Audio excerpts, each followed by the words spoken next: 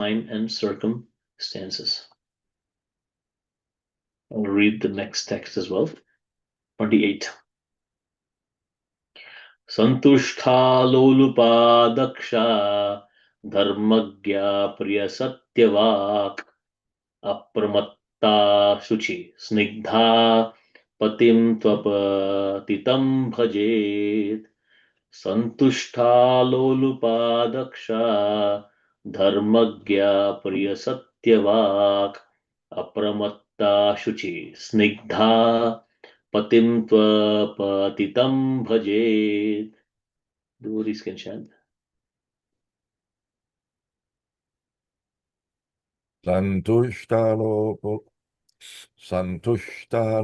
lupa daksha sarma priya satyavak apramata shuchi snigdha patim stva patitim bhajet.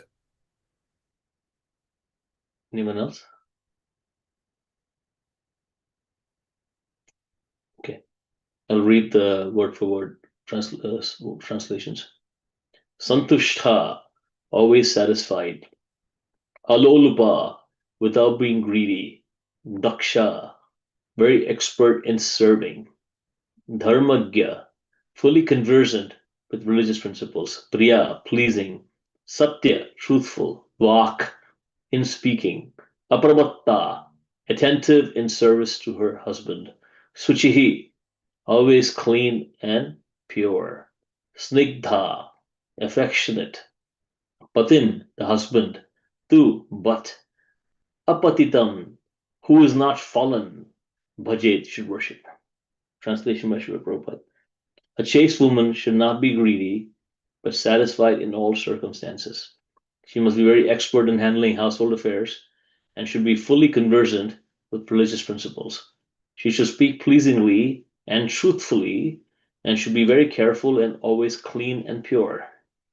Thus, a chaste woman should engage with affection in the service of a husband who is not fallen. A purport by Srila Prabhupada.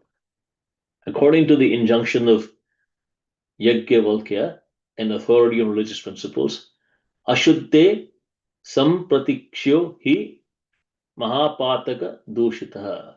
One is considered contaminated by the reactions of great sinful activities when one is not been purified according to the methods of the Dasha Vida Samskara, or the 10 kinds of samskaras. Dasha means 10. So the samskaras are right from Garbhadhana samskar, before the conception, all the way to when the child is born, Jata Karma, Nama Karma, Anna Prashna, the giving of the first grain, and so on. So all these different, and we have Vivaha Samskara, which is the marriage ceremony, and so on, all the way to the Daha Samskar, which is at the end of life when one's body is cremated. That's called Daha Samskar. Daha means fire. So these are 10 samskaras that cultured Vedic families follow. The Garbhadhana Samskar has become less prevalent, but still Vedic families typically always will follow when the child is born, Jata Karma, Nama Karma. Nama Karma is a name giving ceremony, grain ceremony, first ceremony when the child is sent to school, all these things. Then the Yajnopavita Samskara, when the sacred thread is, Brahmin thread is offered, the sacred thread is offered to the child, and the child becomes a brahmachari. All these samskaras are still followed by families that are practicing Vedic civilization. So in Bhagavad Gita, however, Srila Prabhupada continues, in Bhagavad Gita, however, the Lord says, Namam duskritano mudha prapadyante naradama. Those miscreants who do not surrender unto me are the lowest of mankind. The word naradhama means non-devotee.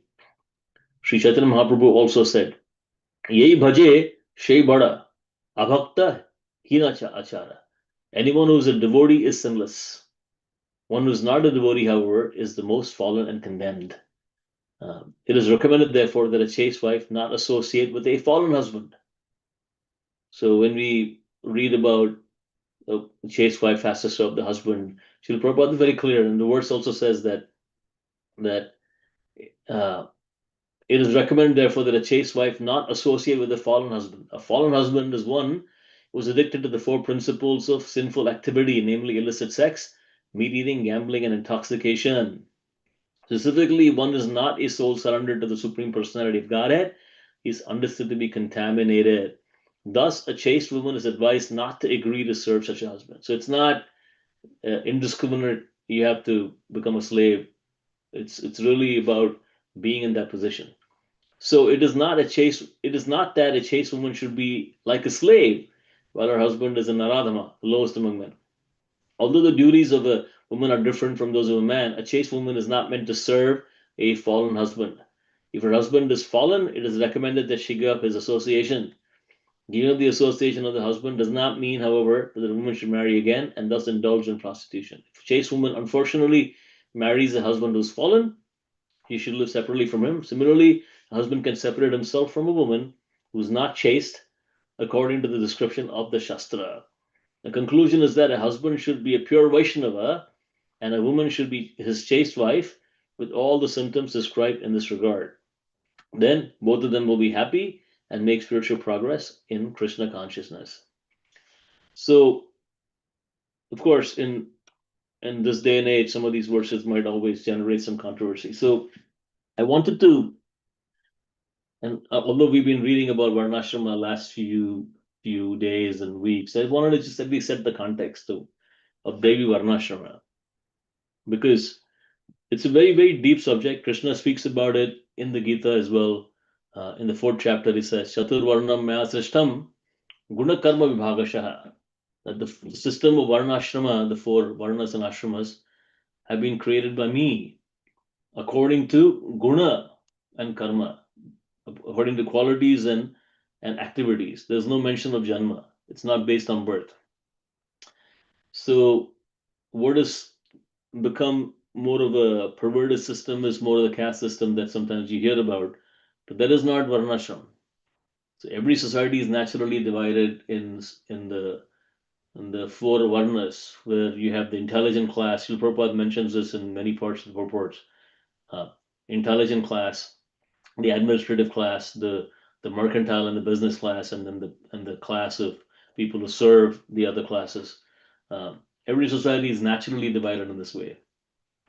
But what we're talking about here is Daivi Varnashram, not just the natural society that is divided as people who are intelligent and come up with new ideas and people who can administer and provide law and order and so on. We're not talking about that. Daivi Varnashram is a very, very specific uh, system whose objective is to get us connected with Krishna. There's a verse in Srimad Bhagavatam in the first canto, second chapter, where Shuddha Goswami says, Atha Pumbi Juda Shrestha Varnashrama Vibhagashaha Swanashtitasya Dharmasya Samsiddhir Haritoshanam. The Haritoshanam, Toshanam means to satisfy, to please. Haritoshanam is to please who? The Supreme Personality of Godhead, Hari. So ultimately, the practice of Devi Varnashrama, which is the four classes and the four social orders. So here in this chapter, the focus is on the four varnas, which is Brahmana, Kshatriya, Vaishya, Shudra. The next chapter will focus on the four social orders, which is Brahmachari, Grahastha, Vanaprastha, Sannyas. So it will focus on that. But this chapter focuses on the four varnas. This whole Devi Varnashram system is created by the Lord to allow us to connect back to Him. So the objective of Devi Varnashram is not specifically A, B, C, or D. It's very specifically that all these things come together so that we can all become unalloyed devotees of the Lord. And it is not that only Brahmanas can become devotees of the Lord or Kshatriyas can become devotees of the Lord. No.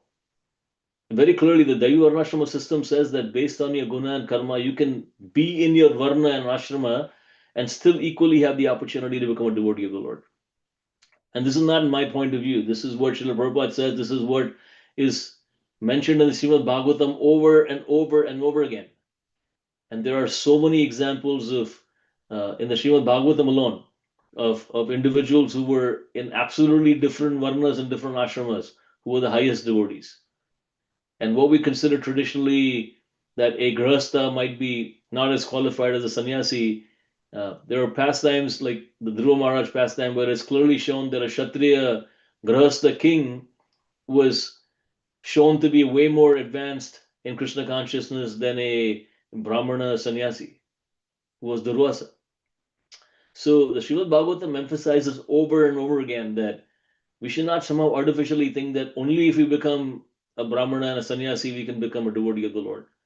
Narada Muni in his past life was the son of a maidservant, so he was a Shudra and lower than a Shudra. And in fact, he did not even know who his father was. His mother didn't even know who the father was. So he was in that situation where he was just a child born and he did not even know who his father was. And not very qualified in education or anything, but simply by associating with the Bhakti Vedantis, he was able to become the highest devotee, the greatest devotee of the Lord. And this Srimad Bhagavatam is replete with these examples. So this Devi Varnashram is a complete system that enables us to become completely Krishna conscious. And the danger of not understanding the system is that we may take some of these things out of context. So unless all these pieces come together,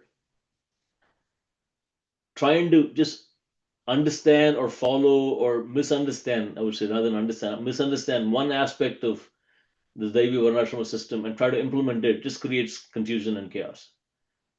So one were to take just these verses that, which is the duty of a chaste woman, out of context and say, well, this is what the woman should do. But what about the other aspects of Varnashram? Is the other aspects of the system implemented in a way that this part can also be implemented?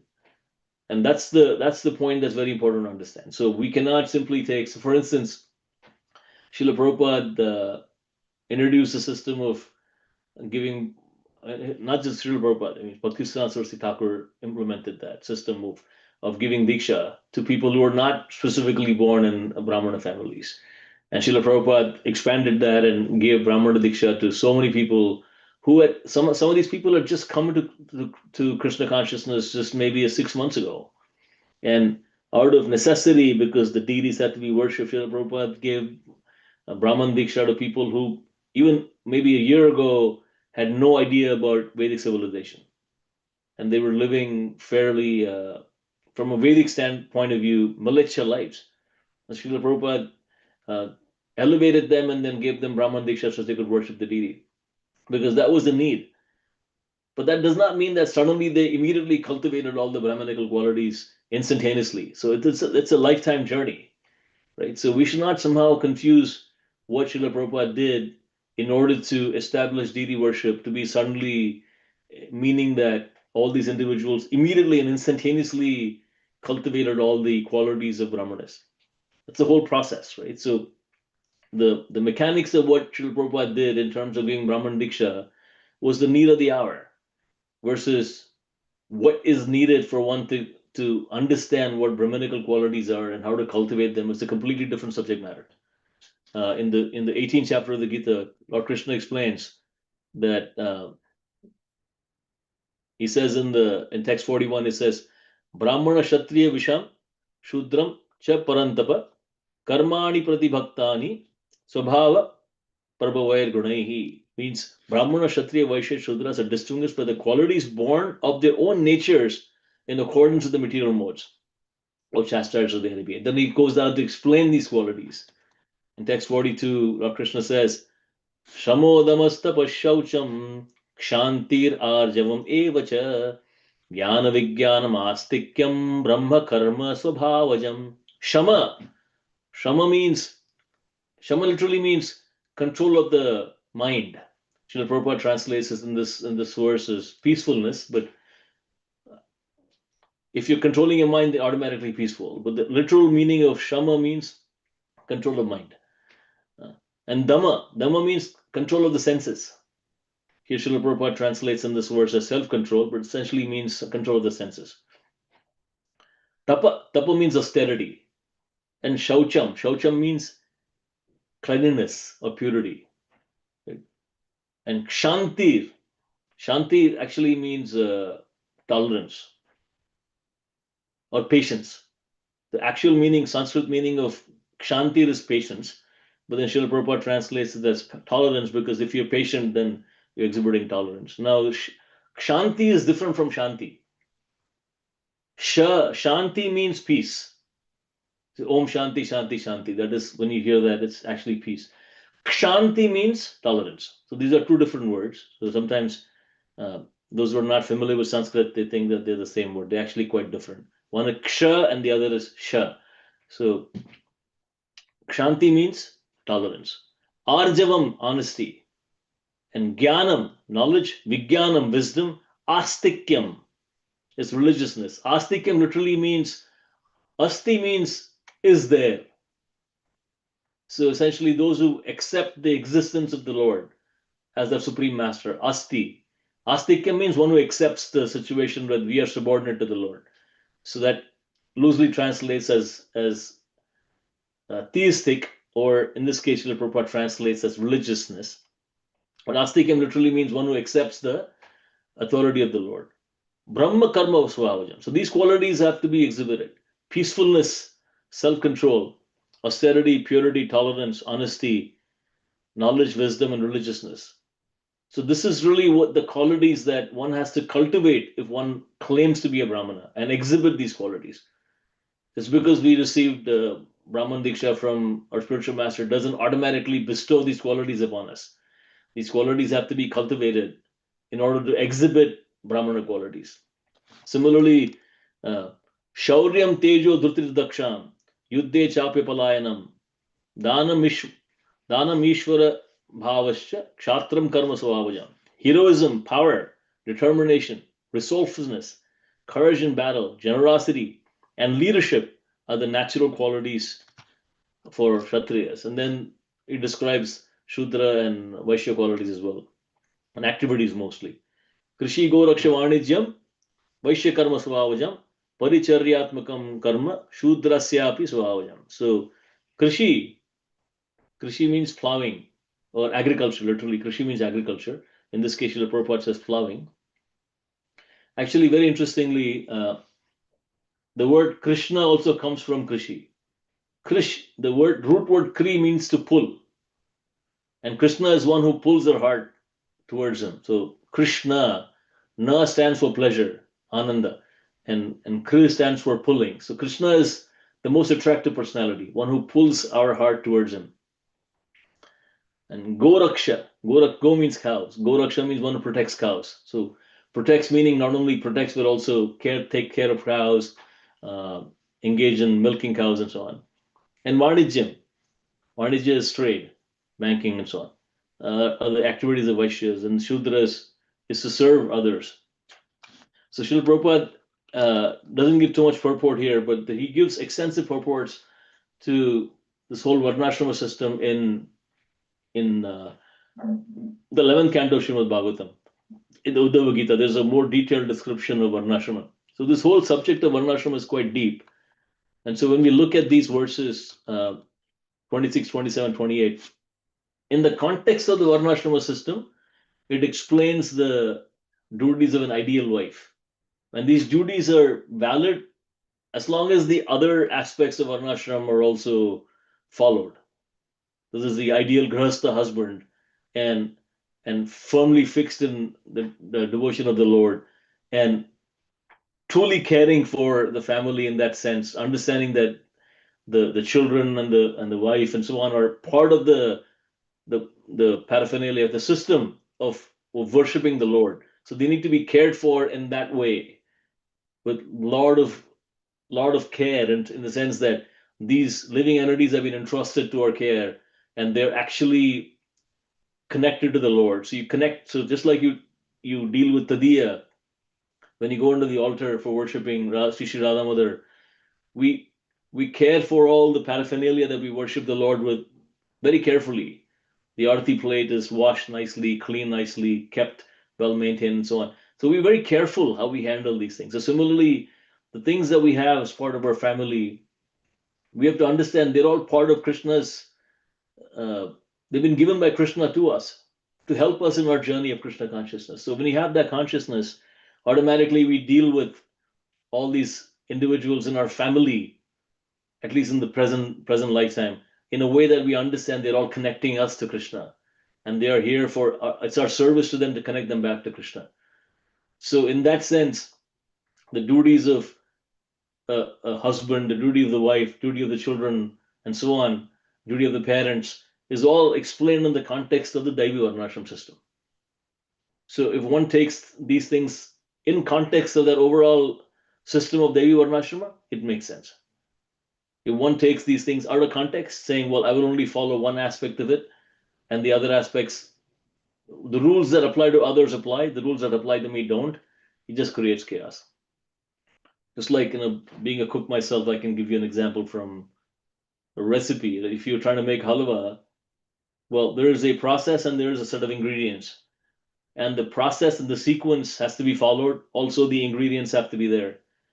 If you follow all the steps, all the process, all the ingredients, and then the only thing you don't have is sugar, you have everything else. You have the semolina, you have the butter, you have everything, you have water, you make everything, but then you figure you don't have any sugar, so you make the halwa. It looks like halwa, it kind of maybe even smells like halwa because of the butter and so on. But when you taste it, it doesn't taste like halwa because you don't have sugar. Or you don't follow the sequence properly.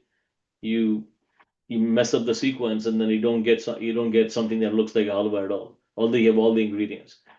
So in the case of in the cooking example, all these things have to be present for us to get the output. Similarly, in Devi Varnashrama, all the systems, all the aspects of Devi Varnashrama have to be there for the system to work. We cannot pick and choose aspects of Devi Varnashrama and then claim to enforce or implement those systems. It'll just create frustration and chaos. So this beautiful system of Devi Varnashrama has to be understood so that we understand our own propensities and where we fit and how can we dovetail our propensities in the service of the Lord. That's really the bottom line here. As Srila Prabhupada says in the purport of text 28 that that the conclusion is that a husband should be a pure Vaishnava and that a woman should be a chaste wife with all the symptoms described in this regard. Then both of them will be happy and make spiritual progress in Krishna consciousness. So, end of the day, Srila Prabhupada actually doesn't specifically say that in the purport, but that's what he's implying. That he's saying that end of the day, the purpose of all these things is to make spiritual progress in Krishna consciousness. That is the only objective. Whether you follow certain rules or whether you cultivate certain qualities, end of the day, the objective is to make spiritual progress in Krishna consciousness. If that is not the objective, then it just becomes mundane rules and regulations that don't actually have any value. So those were some of the points. This is a very, very deep subject. It's like a seminar subject in terms of Devi Varnashrama. And of course, happy to discuss it in more detail in other forums.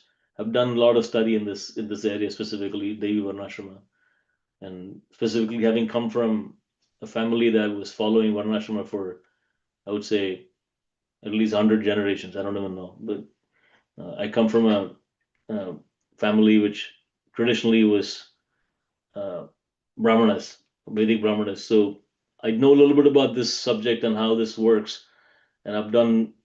So I was just trying to share what I've personally experienced and what I've heard from authorities. Anyway, so I'll pause here. If I said something that shocked anybody or was not accurate, please forgive me and correct me. If you have any questions or any discussion points, I'm happy to do that now.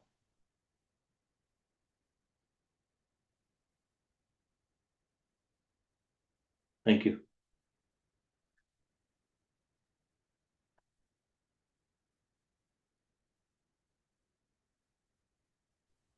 Hare Krishna Prabhu. I want to thank you for a very nice class. Thank you. I have a question.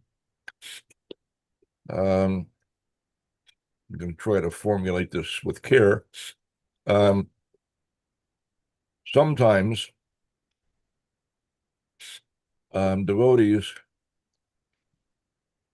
particularly those who have experience of other religious traditions and the scriptures of other traditions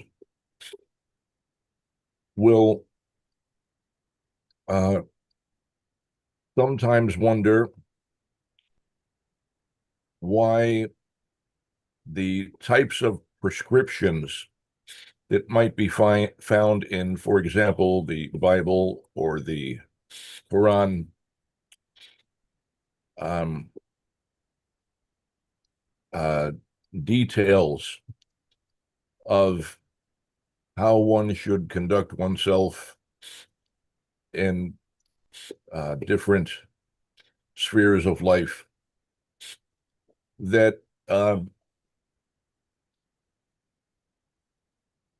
while this may be present in other Vedic literature, relatively speaking, it may be absent from Srimad Bhagavatam, that the focus appears to be different. And you mentioned in your class that Srila Prabhupada, his presentation was somewhat limited because he had limited time and the situation was an emergency, trying to pass on the most critical knowledge with very little time, and dealing with a subject matter that is immense and vast. So Srila Prabhupada focused on the most critical elements. And so for the followers of Srila Prabhupada, starting with his immediate disciples, early in the movement, there were growing pains, severe at times. We came from, for those of us who, Western disciples of Srila Prabhupada, we came from a very fallen background without the benefit of any body of spiritual knowledge, whether mundane codes of pious behavior or transcendental spiritual directives. We had none of that. But fortunately, hearing the message of Srimad Bhagavatam by itself is enough to purify the heart and elevate one to the topmost position, even in the absence of having the foundation of having come from a life of piety, without the samskars, without so many elements. It's like an elevator that immediately takes you to the topmost floor without having to proceed step by step up the stairway. But it means that there were critical elements missing for us, that without initially having even been elevated to the platform of a human being, now we're trying to elevate ourselves to the topmost position. And so, sometimes making dreadful mistakes, sometimes falling back down into old bad habits. And so sometimes devotees will look at the history of ISKCON and wonder, how can this be? Why is it that the foundational understandings do not appear to be found in Srimad Bhagavatam? Or Srila Prabhupada seems to discuss that less than what you might find in some other traditions. Can you explain something about that? Thank you, Dr. Prabhuji. So I have not specifically studied other religious traditions, so I can speak from the Vedic tradition, and that's all I know. So I cannot do a comparative analysis of the Quran or the Bible. I have not studied those books. So, or at least Bible I've studied at a very cursory level, but I have not studied the Quran at all, and I absolutely cannot claim to have any depth of knowledge of what's in these books. But I can tell you from the Vedic perspective, right? So Srila Prabhupada very clearly says right in the beginning of the Srimad Bhagavatam, and the Bhagavatam directly says that Dharma projita kaituvatra paramo nirmatsaranam stam. Text 2 of the Srimad Bhagavatam in the first canto, very second text, that the Srimad Bhagavatam completely rejects all sub-religious principles and anything that's not directly pure bhakti to the Supreme Personality of Godhead. And it's only here to give us the highest, and not anything that's a stepping stone or anything else. So Srila Prabhupada also makes it very clear that chanting the holy name is sufficient, and you see that in the teachings of Kapila Dev, you see that in the teachings across Srimad Bhagavatam, that nothing is more important than directly performing devotional service to the Supreme Personality of Godhead. We don't necessarily need to go step by step. The problem happens when we abandon the direct path and then try to provide commentary on, or our point of view on some of these other areas of Vedic knowledge that we may not fully understand because of our lack of background or because sometimes, for instance, I've seen sometimes devotees, Srila Prabhupada would in his purports and in his classes sometimes criticize caste brahmanas because they were not happy with Srila Prabhupada giving Brahmana Diksha to those that they felt were not qualified to receive Brahmana Diksha, and so on. And that is the prerogative of the Acharya. The founder Acharya, because of his position, his prerogative is to be able to criticize who he thinks he can rightly criticize. But that's his level, right? But we, not being at that level, should not suddenly imitate Srila Prabhupada and start criticizing caste brahmanas, because we are not in a position to do that, because we may not understand the context, or we may not be in a if we do that, we might be considered arrogant or foolish. When Srila Prabhupada did that, he was doing that to set the standard. What is the gold standard? But when we do it, it sounds like we're foolish. Similarly, Srila Prabhupada has severely criticized Mayavad in his purports. Now, sometimes I've seen devotees also criticize Mayavad and get into discussions with the Mayavadi scholars. The problem with doing that is that our level of understanding of Shastra does not even come close to what Srila Prabhupada had, and also does not even come close to what the Mayavadi scholars have, who study Vedanta Sutra and these books for decades and have deep understanding. So if they start arguing with us in terms of what's in this Purana, that Purana, what's in this Upanishad, that Upanishad, we have no depth of understanding. So we very quickly get into a scenario where we should just repeat what Srila Prabhupada says, but at the same time, we should be careful. Srila Prabhupada said it many times, that I'm an old man. I can go anywhere and do anything and say anything. You cannot do that. And Srila Prabhupada would take his disciples when they were in India as well. He would say that the things I do or I say, you cannot just say exactly those things in that same way. Like when he would criticize caste brahmanas and so on, he never recommended that his disciples do that.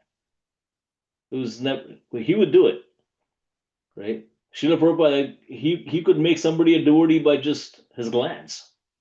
It was a story that I heard that one time Srila Prabhupada was eating orange slices, and these orange slices had pips in them. And he would pop a orange slice in his mouth, and he had this way of eating which is the Vedic way that you don't touch your fingers to your mouth. And I remember even a generation ago or 2 generations ago, like my grandfather's generation, they would never touch the glass of water to their mouth. They would just pour the water directly from the cup into their mouth without the cup touching their mouth, because that was considered improper. To it's not the Vedic way. Now, I don't want to get into why and all that because it's a different discussion. But he would pop the slice of orange in his mouth, chew the orange, and then the pip, he would spit it out, and the bin in which he spat it out was a few feet away from him. So he would spit it out and it would fly and land directly in the bin. And there were people who were sitting in the audience who were just amazed by how Srila Prabhupada did this, and they were attracted to what Srila Prabhupada is doing. So my point is that Srila Prabhupada could make somebody a devotee simply by eating a slice of orange or a piece of orange. And so that is the power of the Acharya. And so we should not simply imitate these things. So I'm not directly answering your question, but the point is the fundamental tenet of Krishna consciousness to somehow or the other connect with Krishna. And while these things like Varnashrama and all these things help us in that process, the objective of Krishna consciousness movement is not to establish Varnashram Dharma. The objective of Krishna consciousness movement is to ultimately become devotees of the Lord. And we do everything else if it helps us in our Krishna consciousness. Otherwise, it's useless. Whether it's developing farm projects, whether it's developing city temples, like one of my mentors and close friend Varuna Prabhu was telling me this, that like in the cities when they establish temples, they would establish a Govinda's restaurant and a gift store, because in the city the need is for people to they have money, they want to spend money, and he would establish these things that people will come and spend money and get that experience. But in the village centers, especially the Govardhan Eco Village and other centers, the focus was how do they empower the villagers to increase their income by teaching them better farming practices and so on. And so they were doing that, and they increased their income tenfold by doing that. Now, Varan Prabhu's point is that we are neither interested in opening restaurants, nor are we interested in running stores, nor are we interested in doing farming. We are only interested in connecting people with Krishna, and we will do it in a way that is most appropriate for the people we're dealing with. So in the village scenario where people had no opportunity for advancement or income, what they needed was a way that they could get a steady income. So by connecting them with Krishna in that way, they became devotees and they also became Krishna conscious. On the other side, they were on the city side, people are not looking for making money in the temple. They're looking to give money in the temple. So you give them opportunities by which they can give donations. You have stores or restaurants that does that. So ultimately, when you look at Devi Varnashrama, it is a support system that enables us in Krishna consciousness. But in Kali Yuga and the current situation we're in, there's so much chaos that trying to establish Devi Varnashrama individually within the entire society of ISKCON or in the world is almost impossible, because there's so much Kali Yuga chaos that's happening. So we start with our own hearts, start with ourselves, our immediate family or immediate people that we can touch, and connect ourselves and others with Krishna. And in that sense, Devi Varnashrama gets established, as opposed to trying to establish Devi Varnashrama and then try to become Krishna conscious. Srila Prabhupada always started with chant Hare Krishna. That was the first thing we were taught. And so by chanting Hare Krishna, by purifying ourselves, by focusing ourselves on our spiritual life, aspects of Devi Varnashrama automatically get established.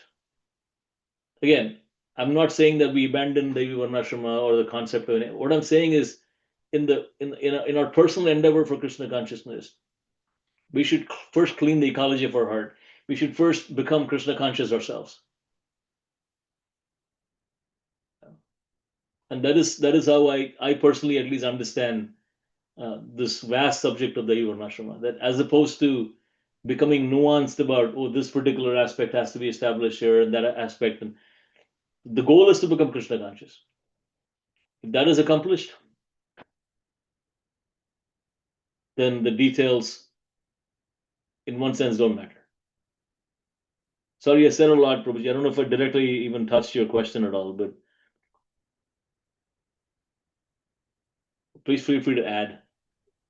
I'll accept it. Can you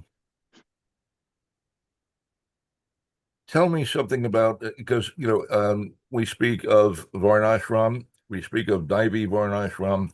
What, in your understanding, is the distinction between varnashram and Daivi varnashram? So in the true Vedic sense, there is no distinction. But the reason why there are two terms is because the Devi Varnashram system, the understanding is that it is the only objective of the Varnashram system is to connect with Krishna, to enable everybody who follows the system to connect with Krishna. So one tries to follow the Varnashrama system with some other objective, then it is not Devi Varnashram. So you may still follow the tenets of, you have Brahmana, Kshatriya, Vaishya, Shudra, you have Brahmachari, Grahastha, Vanaprastha, Sannyas, you have all these systems. But then your objective is not to become a devotee of Krishna, then you're trying to follow the principles of Varnashram, but the objective is lost. The objective is not known, then the principles pretty soon become meaningless. For instance, culture, right? So when we establish a culture, the culture always has an objective. It's a goal-oriented phenomenon. I'll give you a very, very mundane example, right? So when people want to play football, well, they have the goalposts, they have people with pads, and they have a quarterback, they have a running back. All these positions are there, and everybody gets on the field with the objective of playing football. They know the rules. They have the referee. It's all worked out. They have two teams. They have offense, defense, special teams. All that is there. Now, let's say you have a group of people who've never played football, ever, and you make them wear pads and you make them wear all these equipment, and then they're on the field. They have no idea what to do. In that scenario, they look at each other and say, "This is meaningless. This is pointless. Why am I wearing all this equipment? What am I? It is so uncomfortable. Why am I even doing this? Why am I wearing a helmet?" So this whole paraphernalia for playing football becomes completely meaningless to a set of people who are not interested in playing football. So similarly, the whole Daivi Varnashrama system is created so that we can become devotees of the Lord. So in that case, all the rules and regulations, all the systems, all the rituals, everything is set up in such a way that it can encourage you and facilitate you to become a devotee of the Lord. But if that objective is forgotten, then what ends up happening is you're left with all these rules and regulations and these systems that eventually don't make any sense. Then you start looking at it as saying, well, these are just restrictions and it's just creating social repression and so on, because the objective is lost. So the objective is not to become a devotee of the Lord. Then all the rules and regulations of Varnashrama eventually, after a couple of generations, will just completely seem meaningless and without any logic and without any objective. So that's what ends up happening. So Devi Varnashrama is specifically, Varnashrama is Devi Varnashrama. But if one tries to implement the rules and regulations of Varnashrama without understanding the objective, samsiddhi haritoshanam, then you end up with rules and regulations that have no context. And without a context and without a goal, it just becomes oppressive.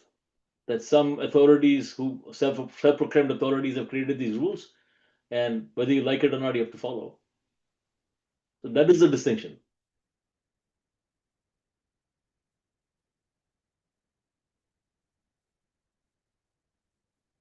Does that answer your question, Prabhuji? Yes, thank you.